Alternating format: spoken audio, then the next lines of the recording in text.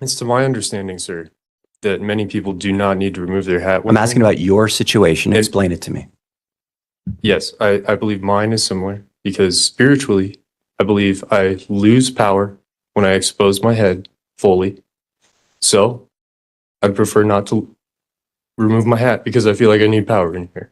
All right, at least Mr. Richmond's 2 cases 24M 2519 285M1312. Mr. Richmond, come on, join your attorney, please.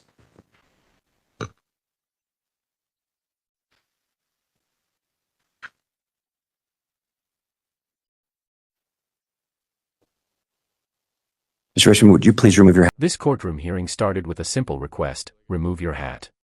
But the defendant claimed taking it off would make him lose spiritual power. What seemed like a minor disagreement quickly turned into a serious courtroom standoff. The judge wasn't convinced by the explanation and demanded compliance.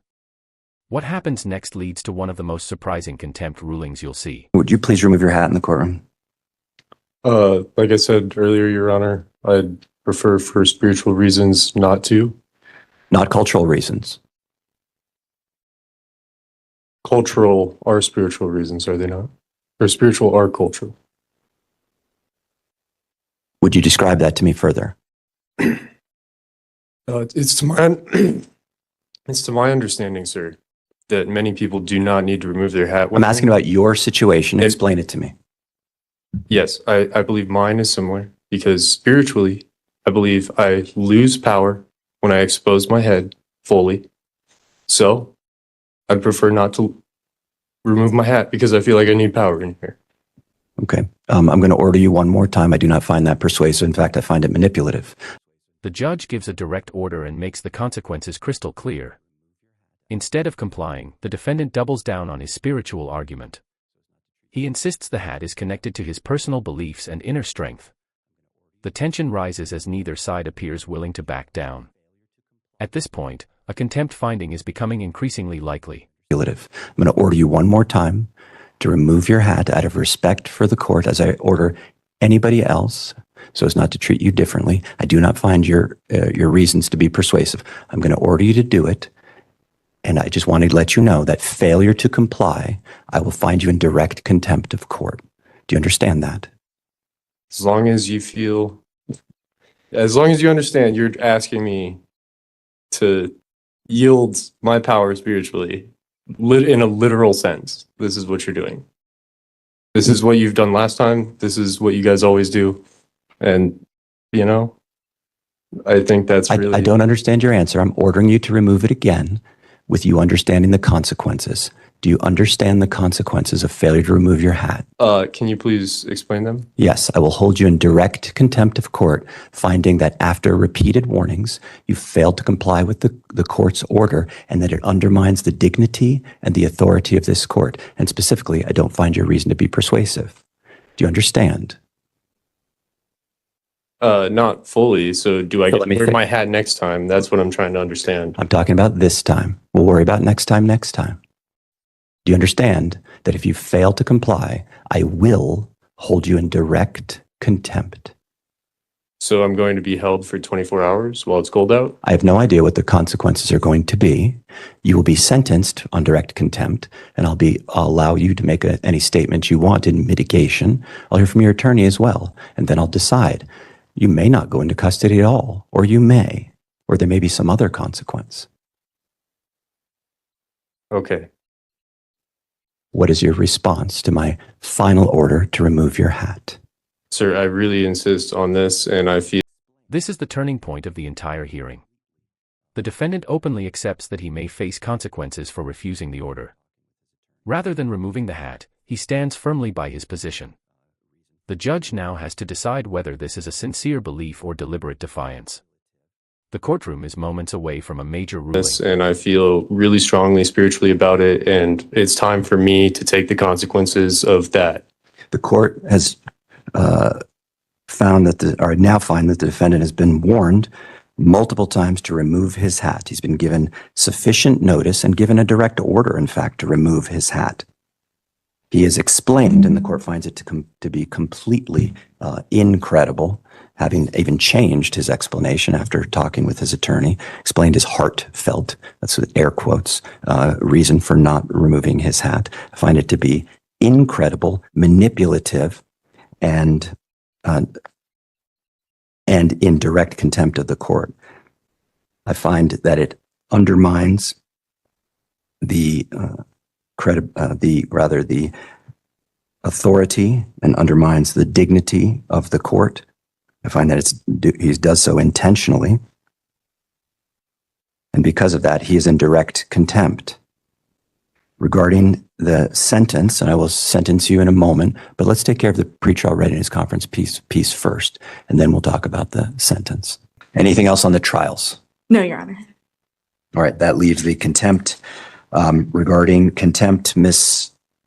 Volkowski, do you want to be heard, or you want your client to be heard, or what would you like to do? One moment, Your Honor. Yes. Your Honor, unfortunately, I don't have anything to add to the record. Okay. The judge delivers a harsh assessment of the defendant's explanation.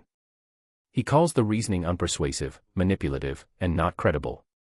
With that, the court formally finds the defendant in direct contempt.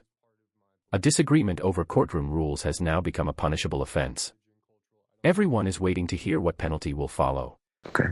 Mr. Richmond, you're given the opportunity, and you can just stay right there, to tell me anything you want before I decide on the sentence for the direct contempt. If you want to say something, you may. If you don't, that's fine too.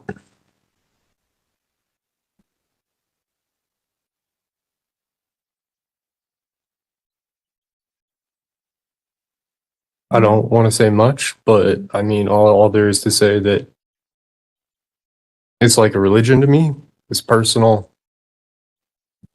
It's semi-parallel to what a lot of religions and cultures believe.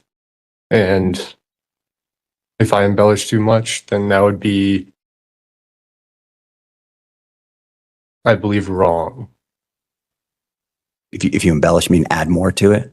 Yeah, like that is part of my belief. Okay. Okay. And that is part of, call it spiritual, religion, cultural. I don't care what you call it. Okay. Thank you. I'm not going to call it anything. I will note that you are wearing a traditional black winter hat that shows no signs of any cultural or religious affiliation, nor have you identified any other than a personal belief that you would like to wear a hat to maintain power. Again, I don't find that to be persuasive, as I've already said. Court, again, finding the defendant to be in contempt, direct contempt of court. I'll sentence you to 1 day in the Boulder County Jail. I was considering longer, but I just need to communicate to you that you can't do this, so I don't want to keep you in jail longer. Plus, it's a snowy day, as you said. Perhaps it's not all that punitive based on what you said. So I'll sentence you to 1 day in the Boulder County Jail. Deputies, please. My bigger concern is that we're going to have a jury on Tuesday. I would encourage you to reevaluate your position, because I do not want you to wear a hat in front of the jury. And be and be in direct contempt again. I don't want that to be disruptive, because here it's just us, but that has the potential to be significantly more disruptive to the proceedings. You don't have to say anything about it at all. I just want to put you on notice that the rules remain the rules. You could talk to Ms. Bukowski about it if you want. You could say something too, but I just might be better to think about it and then talk to Ms. Bukowski.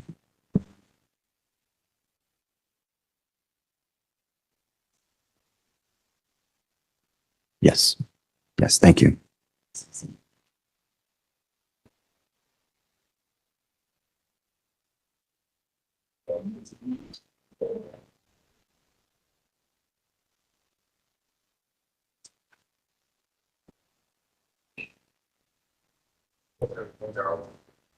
As far as I recall. Deputy, yes, Deputy, Mr. Richmond, he's going into custody. Just wait for me, please. He's been very cooperative with me, other than the contempt piece.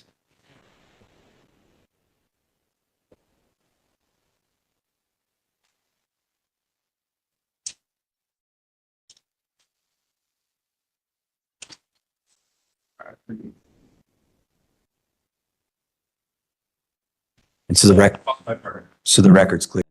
The final outcome is immediate and dramatic: 1 day in jail for contempt of court. The judge makes it clear that courtroom orders must be followed regardless of personal disagreement. He also warns that future violations in front of a jury could bring even bigger consequences. Do you think the defendant was standing up for his beliefs, or simply refusing a lawful order? Like, share, and subscribe for more unbelievable courtroom moments and legal breakdowns.